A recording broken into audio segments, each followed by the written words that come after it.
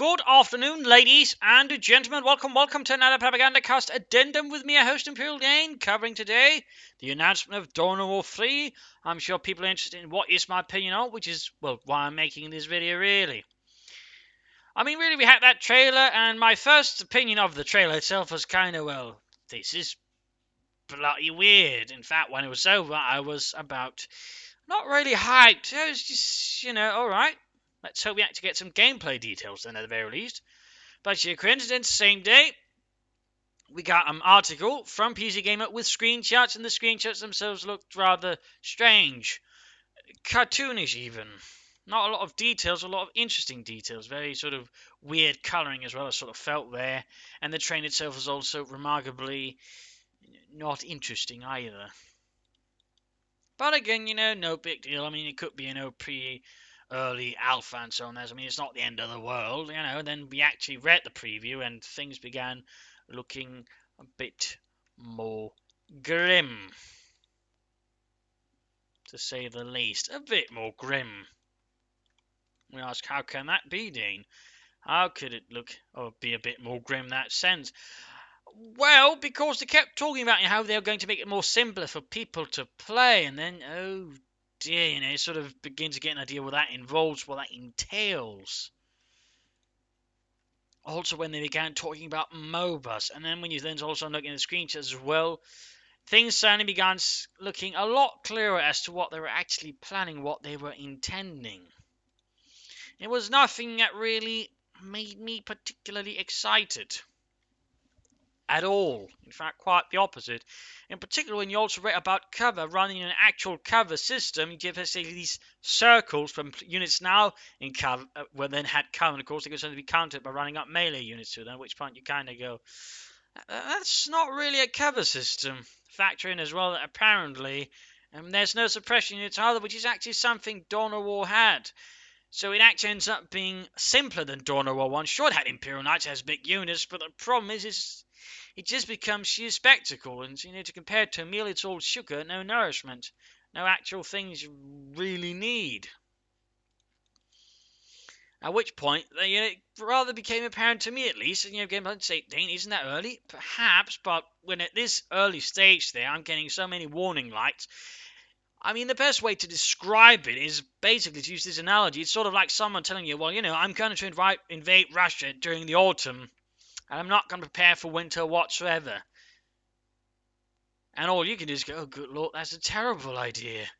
Which is basically sort of what I'm currently doing. I mean, sure, in theory, it could work out if they sort of get everything to pan out in theory, but,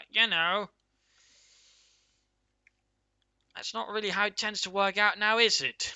That's basically sort of what I'm pretty confident is going to happen here. It should be great in a sense if it worked out. Then again, there's a part of me that'd be a bit sad because that means, we'd have to get more of that, and that means I'd hurt further Company of Heroes if they just think, they don't even have to work to that level anymore. So there's certainly some things that I'm worried about as well in that sense. But, I just don't think it's going to be, because it's just the path so many recent RTS games have walked, the simplistic, not really a lot of actual intelligent gameplay sort of style, just lots of big bangs and booms and some units, some really big stuff there, and just bigger scale, but no actual depth. And again, so many games have done it, so I'm really curious as to why they think, it's just going to result in them suddenly again, magically succeeding. Hence, the invading Russia during late autumn, no preparation for winter whatsoever, because it really fits in there. I mean, so many have done it, and so many have failed recently. And again, they're kind of doing it nonetheless, and that again is rather the head scratcher. The point where you sort of have to go, wait, what are you up to there, my friends? What are you up to? So again, and you might ask, well, why are you making this video? And to say, it's more to sort of point out the fact that I probably won't be covering Dawn of War 3 at all. I mean, this will be the only video I make, unless they sort of make a 180-degree turn, or somehow seriously convince me it's never was into a really simplistic style of play. Because again, talk about MOBAs, big units, explosions, more emphasis on base building, actual frontline combat and tactics. Suppression seems gone, and again, cover is just related to a few circles, And again, you sort of get, oh no. I mean, again, as someone who loves playing company heroes on that, it's just completely the opposite of what I want to play. Again, it's what everybody else has done and has, well, failed to capture my attention.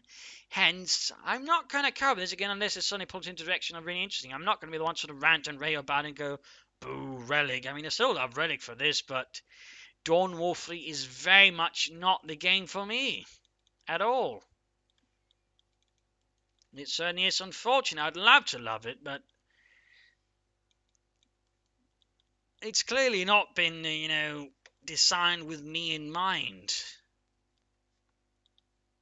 And so that's fair. I just feel, it's a shame to pull Dawn of War 3 in that direction again. Because I just think it's going to end up poorly. It's going to be like, like everybody else. Oh, hey, it's released. Woo! Everybody plays it, and then everybody forgets it. Because there's just not much to it. It's just superficial. It is simple, but simplistic at the same time. It's not like Company History again had sort of a simple system at sort of the surface, but had a lot of depth. I mean, that's the thing. That system they're presenting is not going to have a lot of depth. I mean, there's some things like, oh, elite units can select and choose. Wow, that sounds kind of interesting. But again, if the rest of the system doesn't work out, it's not going to matter how elite they are. It's just going to turn into a meat grinder and blobfest, which, as I'm sure you all know, is about as interesting for me as watching paint dry. So again, to really sum it up, yeah, I'm not going to be covering it. Again, I'd love to, but I just don't see much reason for it. I just don't see much reason for it whatsoever.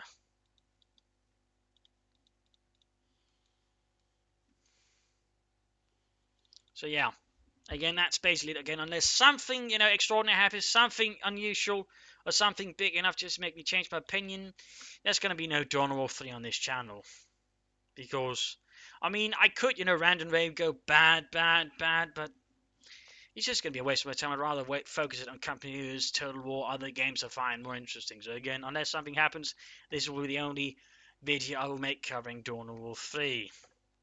So yeah, go figure. Again, of course, if I turn out to be wrong, great as far as I'm concerned, because I want to love Dawn of War 3, but looking at it currently, every alarm bell is going off, and again, invading Russia late autumn, no winter preparation gear. So there you go. Thank you all for joining in. Hopefully this will explain to some, again, why I won't be covering Dawn of 3 and why I'll be completely and utterly silent on the subject matter, because there'll probably be some asking about it, and thusly you can present this video. And of course, if you are discussing with someone, again, might feel like, I explain it better, you can also link to this video again. That's it, really. So thank you all for joining in. Hopefully this has been educational. Hopefully you've learned something. Hopefully you agree with it. If not, that's also fair enough. And so on then, if you did like, subscribe, like, share it with everyone. This is Imperial Ding signing off and, hoping to make another Dawn of War 3 video. But again, I'm not going to hold my breath. So cheers, everybody.